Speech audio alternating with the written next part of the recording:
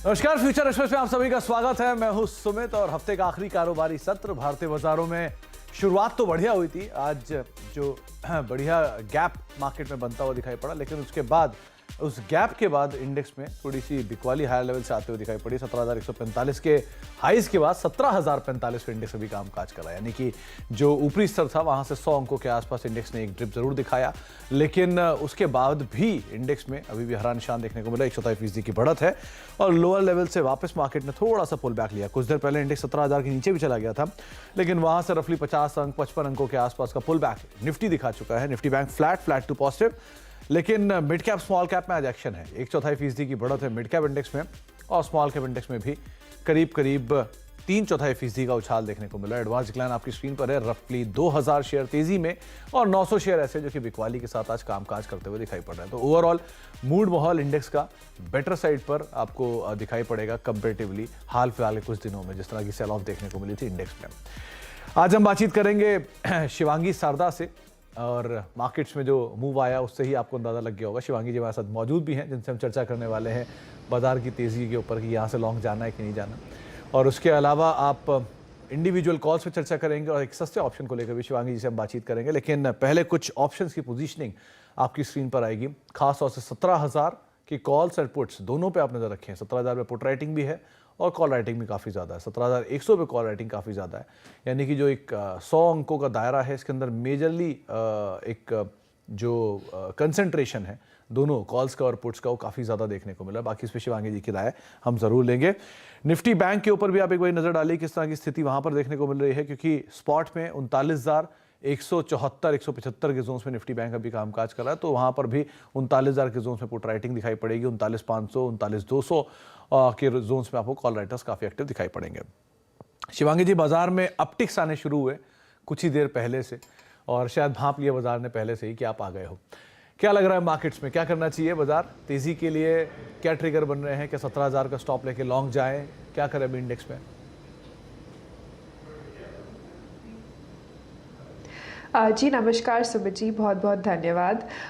तो हमने देखा है कि निफ्टी में कल के सत्र में भी second half of the session में हमने देखा कि एक पुल बैक मूव देखने को मिला, बुल्स एक्शन में देखने को मिल रहे थे, पर आज गैप अप ओपनिंग के बाद भी इंडेक्स सस्टेन नहीं कर पा रहा है। 17,171 को क्रॉस करके होल्ड नहीं कर पा रहा है, तो 17,171 एक हर्डल बनते हुए दिख रहा है। यहाँ पे हल्की बाउंस एक्सपेक्टेड है, बट स्ट्रेंथ ना होने के कारण इंडेक्स जो है वो वापस जो है नीचे हो जा रहा है। तो नीचे में 16,888 के सपोर्ट एक कामकाज कर रहा है और ऊपर 17,171 का एक रेजिस्टेंस में ही एक कामकाज करने की संभावना रहेगी निफ्टी में।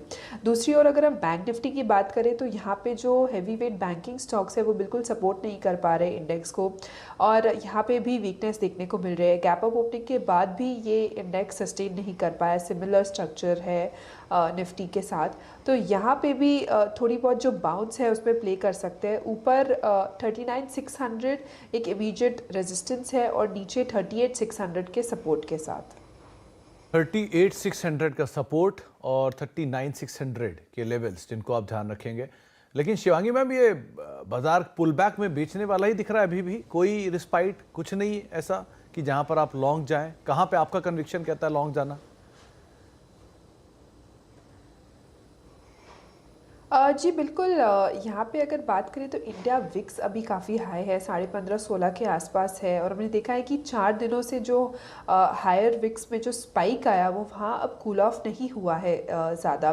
तो ऐसे सिनेरियो में हमें जो है बाज़ार के ट्रेंड के साथ रहना चाहिए और सेक्टर स्पेसिफिक रहना चाहिए। अब यहाँ पे निफ्टी अगर 17,171 को क्रॉस करके होल्ड करे वहाँ, फिर यहाँ पे एक तेज़ी के लिए अच्छा स्टांस बनेगा, पर फिलहाल मुझे लग रहा है सेक्टर स्पेसिफिक ही हमें रहने चाहिए, सिलेक्टिव स्टॉक्स के साथ रहे ताकि हम जो है ज़्यादा बीटन डाउन ना हो जाए।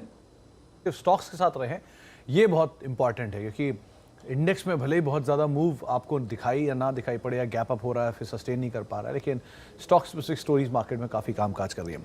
शिवांगी मैम, कौन से स्टॉक्स जहाँ पर लॉन्ग हो आप, कौन से स्टॉक्स जहाँ पर शॉर्ट देख रहे हो?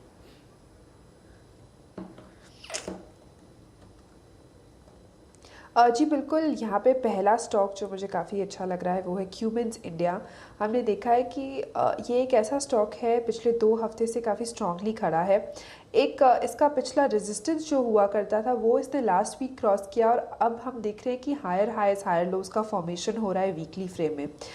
यहाँ पे अच्छी बात ये है कि कंटिन्यूसली स्टॉक ने पिछले 6 महीने में आउट परफॉर्म किया है मार्केट वोलेटिलिटी के बावजूद। तो यहाँ पे जो है बिल्कुल ख़रीदारी कर सकते हैं और जो इसका इमीडिएटली लक्ष्य है वो 1750 का बनते हुए दिख रहा है, स्टॉप लॉस 1650 का लगाते हुए। दूसरा पिक जो मुझे अच्छा लग रहा है वो है कोल इंडिया। हम देख रहे हैं कि ऐसे बाज़ार में ये जो स्पेस है, एनर्जी स्पेस और जो capital good space, cement space, यही स्पेस जो है वो आउट परफॉर्म कर रहे हैं। अब ना गिरना भी आउट परफॉर्मेंस है और यहाँ पे ये स्ट्रेंथ दिखा रहे हैं। तो यहाँ पे मेरा राय रहेगा कि कोल इंडिया के साथ हम जाए। वीकली 2 हफ्तों से जो है अपने एक रेंज पे कामकाज कर रहा है, पर जिस तरह से स्ट्रेंथ बनते हुए दिख रहे हैं, वॉल्यूम्स इसमें इंक्रीज हो रहे हैं, तो यहाँ पे एक पॉजिटिव ट्रिगर, पॉजिटिव एक्शन बनते हुए दिखेगा। यहाँ पे खरीदारी करें 242 के एक टारगेट के लिए 228 के स्टॉप लॉस के साथ। और बाकी स्टॉक्स जो है MGL और ये सारे स्टॉक्स भी अच्छे लग रहे हैं, पर वही है कि सिलेक्टिव स्टॉक्स के साथ रहे ऐसे बाजार में। तो आपके सामने जो स्टॉक्स रखे गए हैं उनमें बहुत सिलेक्टिव होने की ज़रूरत है। पहले तो कमिंस, पिछले हफ्ते जब शिवांगी मैम जुड़ी थी तब भी उन्होंने कैपिटल गुड्स का जिक्र किया था और उस समय पर सीमेंस जैसी कॉल्स को भी उन्होंने चुना था। लेकिन अब कोल इंडिया और कमिंस, करीब 242 के टारगेट्स के लिए कोल इंडिया को आप देख सकते हैं और 1750 के टारगेट्स के लिए कमिंस इंडिया को 1650 का एक स्टॉप लॉस यहाँ पर मेंटेन करके चल सकते हैं। ये कुछ ऐसे स्टॉक्स जिनके ऊपर भी आपको नज़र बना कर रखनी होगी। कुछ और स्टॉक्स की बात करें जहाँ पर आज मूव आ रहा है, तो उसमें 2 सबसे बहुचर्चित स्टॉक्स में सबसे पहले तो ऑब्वियस बात है TCS।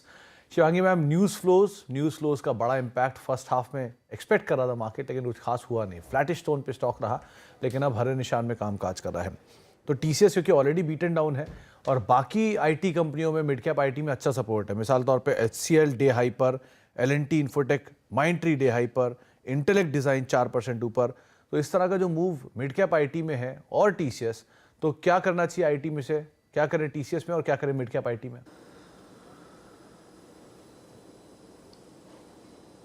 जी बिल्कुल, अगर पूरे IT पैक की अगर हम बात करें तो यहाँ पे एक वन डायरेक्शनल स्ट्रेंथ बनते हुए नहीं दिख रहा है। अब TCS पर्टिकुलरली अगर हम बात करें तो हमने देखा है कि इस हफ्ते 3163 का जो एक सपोर्ट हुआ करता था उसका पिछला, उसको भी तोड़ा था स्टॉक ने। और आज ज़रूर थोड़ा एक पॉजिटिव एक्शन देखने को ज़रूर मिल रहा है, वो एक हल्का सा शॉर्ट कवरिंग, बट जो ओवरऑल स्ट्रक्चर है वो काफ़ी वीक है। तो ये बाउंस जो है वो हल्का लग रहा है, वो एक सस्टेन होने वाला नहीं लग रहा है। तो यहाँ पे और थोड़ा गिरावट देखने को मिल सकता है, करीबन 3060 तक का। ऊपर रेजिस्टेंस के तौर पे 3250 एक लेवल है जो एक्ट करेगा, तो इन लेवल्स को ध्यान रखते हुए हम इसमें आगे बढ़ सकते हैं। ओवरऑल IT पैक की अगर हम बात करें तो यहाँ पे मुझे स्ट्रेंथ बनते हुए नहीं दिख रहा है। स्ट्रेंथ बन भी रहा है तो वो सस्टेन नहीं हो रहा है, तो बेटर है कि हम दूसरे सेक्टर्स पे फोकस करें। ओके, तो IT में कोई खास ट्रेंड नहीं दिख रहा है शिवांगी मैम को, और TCS के केस में भी जो तेज़ी मिलेगी आप उसको बेचने के लिए इस्तेमाल करें। 3060 तक के टारगेट शायद यहाँ पर खुलते हुए दिखाई पड़ सकते हैं। नेशनल एल्यूमिनियम, इनफैक्ट मेटल में आज तेज़ी है और मेटल में से नाल्को डे हाई पर करीब 3.5% की तेज़ी यहाँ पर देखने को मिल रही है और F&O का टॉप गिनर आज बन के सामने कामकाज कर रहा है। क्या करें मैम, नाल्को में या किसी मेटल स्पेस के शेयर में? जी बिल्कुल, मेटल्स में काफ़ी एक अच्छा मूव देखने को मिला है।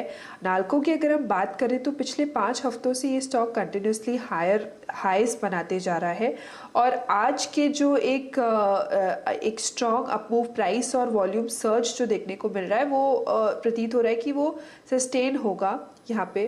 तो यहाँ पे बिल्कुल हम खरीदारी कर सकते हैं इन लेवल्स पे भी। अपने एक पिछले रेजिस्टेंस को सरपास करके वहाँ होल्ड कर रहा है।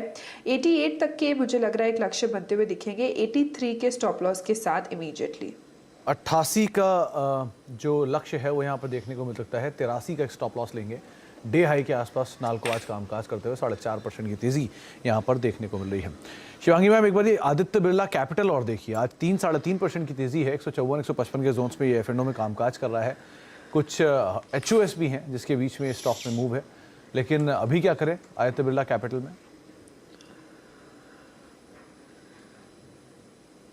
जी, आदित्य बिरला कैपिटल की अगर हम बात करें तो वीकली ये थोड़ा कंसोलिडेट कर रहा है। इसमें जो है स्ट्रेंथ तो है पर मोमेंटम नहीं देखने को मिल रहा है। 2 दिनों से एक नेगेशन होने के बाद स्टॉक मूव तो कर रहा है, पर यहाँ पे मुझे लग रहा है स्लो एंड स्टेडी मूव आएगा यहाँ पे। तो यहाँ पे जिनके पोजीशंस हैं वो बने रह सकते हैं, पर 158 का एक रेजिस्टेंस है तो उसको ध्यान रखें। सपोर्ट के तौर पे 149 लेवल्स को ध्यान रखें। 9 नीचे और 158 ऊपर, जिनको आप ध्यान रख सकते हैं और उसी के हिसाब से ही आप यहाँ पर कॉल लेकर भी चल सकते हैं। शिवांगी मैम, आपको कोल्ड कफ हो रहा है क्या?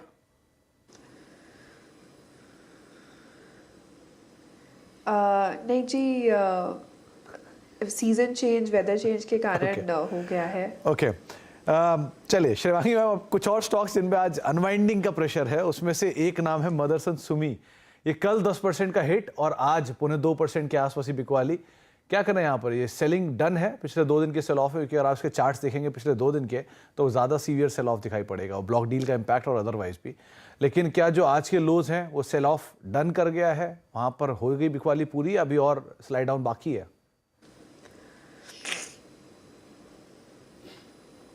जी, मदरसन की अगर हम बात करें तो यहाँ पे एक काफ़ी वीकली एक शार्प ब्रेकडाउन देखने को मिला है, और स्टॉक करीबन इस हफ्ते में ही 19% का गिरावट देख चुका है। तो बिल्कुल इसका जो स्ट्रक्चर है वो पूरा वीक हो चुका है। मंथली अगर हम देखें तो 3 महीनों से ये स्टॉक जो गेन्स करने की कोशिश कर रहा था हल्के मोमेंटम के साथ, वो सारे गिव अप हो चुके हैं। और इसका जो एक सपोर्ट है वो करीबन जो है जो टूट गया था, पर अभी जो हम देख रहे हैं कि नीचे और थोड़ा लेवल्स देखने को मिल सकता है 64 के आसपास। रेजिस्टेंस के तौर पे 69 का एक लेवल्स ध्यान रखें। तो 69 एक रेजिस्टेंस के तौर पे आप ध्यान रख सकते हैं, लेकिन एक अच्छा खासा सेल ऑफ मदरसन सुमी में पिछले 2 से 3 सत्रों में देखने को मिला, और ब्लॉक डील और अदरवाइज भी काफ़ी प्रेशर बनता हुआ दिखाई पड़ रहा है। ब्रेक का वक्त हो गया, ब्रेक के बाद लौटते हैं और शिवांगी मैम हमारे साथ बनी हुई हैं, उनसे हम बातचीत करें कुछ और स्टॉक्स पर भी, और साथ ही साथ एक सस्ता ऑप्शन आइडेंटिफाई करवाते हैं। लास्ट टाइम सीमेंस एक बढ़िया कॉल थी, इस बार कौन सी कॉल वो पिक कर रही है, उनसे बातचीत करते हैं छोटे ब्रेक के बाद।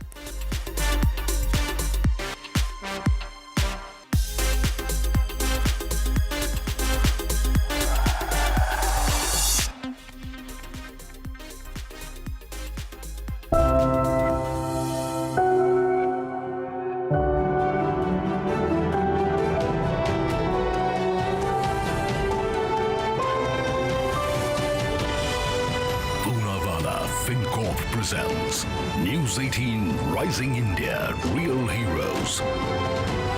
चलता रहा है।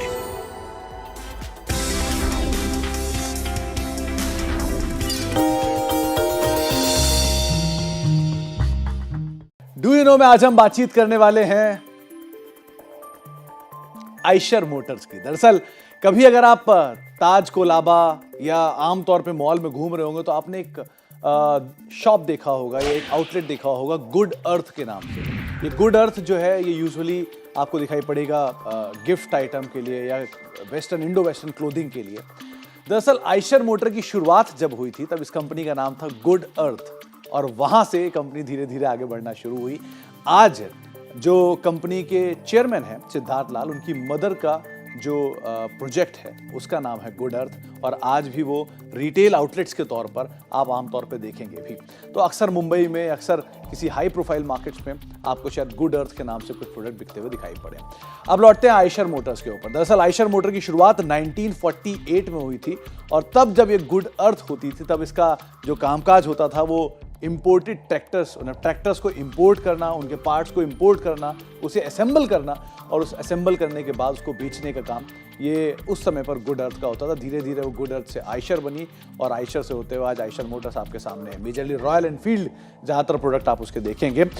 लेकिन और इंटरेस्टिंग फैक्ट में एक फैक्ट ये भी है कि 1959 में इस कंपनी ने एक ट्रैक्टर डिवीज़न जो कि जर्मन ट्रैक्टर कंपनी थी, आइशर ट्रैक्टर, उसको मर्ज करने के बाद बनाया, और उसके बाद से ट्रैक्टर कारोबार के अंदर प्रोमिनेंटली इंडिया में एक्सपैंड करते हुए दिखाई पड़े। एक और इंटरेस्टिंग फैक्ट ये भी है कि एक समय पर ये कंपनी के 15 अलग अलग बिजनेस होते थे, जिसके अंदर ट्रक्स, मोटरसाइकिल्स, कंपोनेंट्स फुटवेयर और साथ साथ गारमेंट जैसे कुछ अनरिलेटेड बिजनेस भी थे और जिसकी वजह से ये कंपनी काफी मासिव लॉसेस में थी। रॉयल एनफील्ड जो इस कंपनी का सबसे ज्यादा बिकने वाला प्रोडक्ट है, वो एक समय पर लॉस में था और करीब करीब 20 करोड़ रुपए के आसपास का लॉस आया था।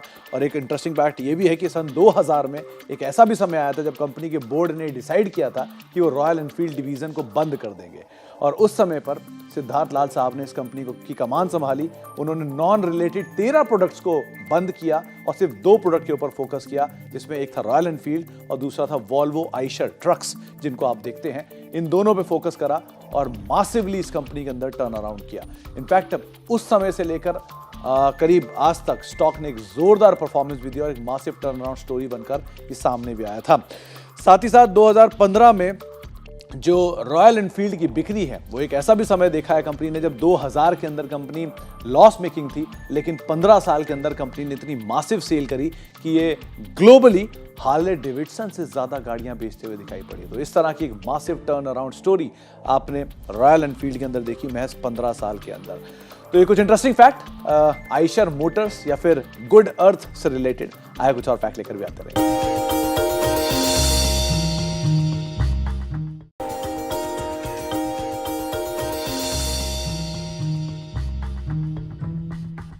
डू यू नो में आज हम बातचीत करने वाले हैं लम्ब्रेटा स्कूटर के बारे में। दरअसल जो भी लोग अपने 30s, 40s या 50s की रेंज में हैं, उन्होंने स्कूटर के बारे में काफ़ी कुछ सुना होगा और शायद उनके घर में एक लम्ब्रेटा स्कूटर हो भी।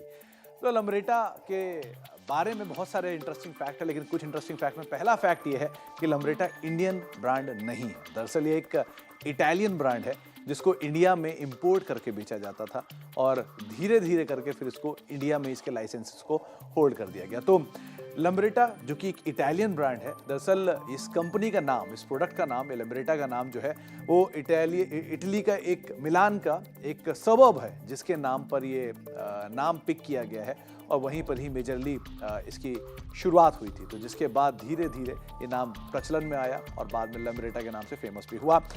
इनोसेंटी जो इस कंपनी को, इस प्रोडक्ट को बनाती थी, दरअसल वो शुरुआत में स्कैफोल्डिंग बनाती थी कंस्ट्रक्शन कंपनीज के लिए और कहा जाता है कि वो बड़े बड़े उपकरणों की पार्ट से ही उन्होंने इस स्कूटर की शुरुआत की थी। इसीलिए शुरुआती स्कूटर बहुत मजबूत और बहुत भारी भरकम होता था। भारत में ये इसलिए भी प्रचलित था क्योंकि ये पहला स्कूटर था जिसमें 4 लोग आसानी से एक परिवार के बैठ सकते हैं। तो अभी इसका जो ट्रेंड है वो बढ़ता हुआ दिखाई पड़ा।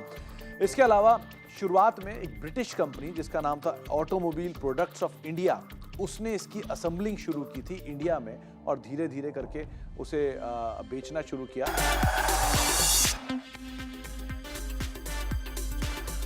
आप देख रहे हैं फ्यूचर एक्सप्रेस और मार्केट्स पे वही नजर डाली क्योंकि एकाएक बिकवाली इंडेक्स के अंदर वापस गहराई है। 16,981 सडन डिप इंडेक्स ने अभी लिया है क्योंकि कुछ देर पहले रफली 40 अंकों के आसपास की बढ़त या 30 अंकों की बढ़त थी, लेकिन अब फ्लैट टू नेगेटिव साइड पे निफ्टी पहुंच गया है। 5 अंकों की गिरावट यहां पर देखने को मिल रही है और जो दिन का निचला स्तर है इंडेक्स उसी पे कामकाज करता हुआ दिखाई पड़ रहा है। तो डे लो पर निफ्टी बैंक और करीब 140 अंक नीचे निफ्टी बैंक का पहुंच चुका है। डे लो पर वहां भी कामकाज हो रहा है। मिड कैप स्मॉल कैप भी लेकर आइए क्योंकि मिड कैप सारी बढ़त अपनी गंवा चुका है, ऑलमोस्ट फ्लैट, और स्मॉल कैप इंडेक्स जो 3/4% ऊपर था वहां पर करीब 0.5% की बढ़त देखने को मिली। तो मेजरली सारे इंडिसेस के अंदर हायर लेवल से अच्छा खासा सेल ऑफ आप देख रहे हैं। एक बार इंडिया विक्स और लेकर आइए क्योंकि वहां पर 2% का डिप है, उसके बावजूद भी इंडेक्स में एक प्रेशर, लेकिन लोअर लेवल से एक बढ़िया जो एक स्पाइक है वो इंडिया विक्स में आता हुआ दिखाई पड़ रहा है। शिवांगी मैम, टफ हुआ सिचुएशन अब आपके लिए और क्योंकि जो फर्स्ट हाफ जो मार्केट में मूव था थोड़ी देर पहले वो अब सेल ऑफ में बदल गया है। सो सस्ता ऑप्शन कौन सा चुना आपने?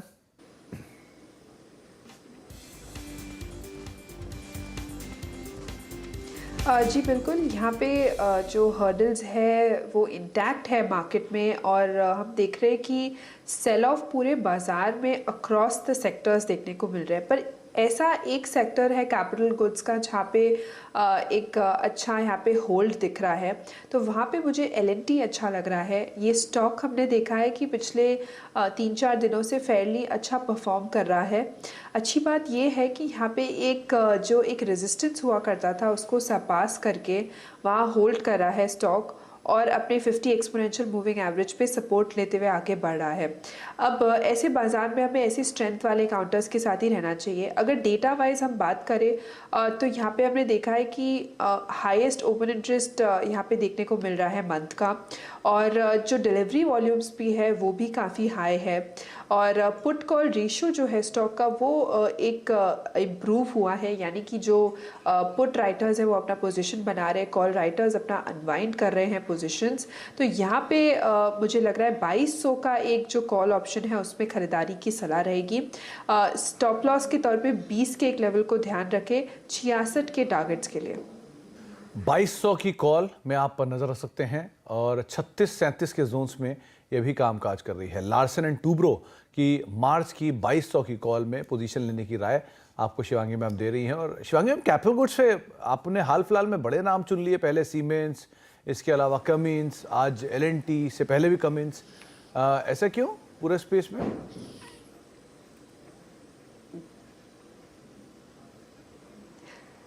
जी बिल्कुल, तीनों ही स्टॉक्स काफ़ी पॉजिटिव लग रहे हैं मुझे, और यहाँ पे एक अच्छा मूव एक्सपेक्टेड है। अब आप देखिए, ऐसे बाजार में हमें उन सेक्टर्स के साथ ही रहना चाहिए जो आउट परफॉर्म कर रहे हैं। स्ट्रेंथ के साथ रहेंगे तो हम जो है विद द ट्रेंड रहेंगे, और जो है रिस्क रिवॉर्ड हमारा काफ़ी बेटर रहेगा। तो इसलिए मुझे यहाँ कैपिटल गुड्स पिछले एक महीने से ही काफ़ी अच्छा लग रहा है, बेहतरीन लग रहा है। पूरे बाजार के वीकनेस के बावजूद जो है ये स्टॉक्स अच्छे परफॉर्म कर रहे हैं, इसलिए यहाँ पे मुझे ये पसंद है, तीनों ही नाम। नाम पे पहले भी अलग अलग समय पर शिवांगी मैम अपनी बाय रिकमेंडेशन दे चुकी हैं, और आज एल&टी को चुना। 36-20 के लेवल्स पे कामकाज कर रहे हैं। 2200 कॉल 66 रुपये के टारगेट्स के लिए आप खरीदारी कर सकते हैं, और 20 का एक स्टॉप लॉस यहाँ पर मेंटेन करेंगे। बहुत बहुत शुक्रिया शिवांगी मैम हमारे साथ मौजूद रहने के लिए, बाजार पर अपनी राय रणनीति बताने के लिए, सभी शेयरों पर हमसे बातचीत करने के लिए, और बदलते मौसम में अपनी तबीयत का ज़रा ख्याल रखिएगा। इसी नोट के साथ अब फ्यूचर एक्सप्रेस को समेटेंगे। एक ब्रेक का वक्त है, और ब्रेक के उस पार सास बहू और सेंसेक्स शामिल होगी कुछ ही देर में।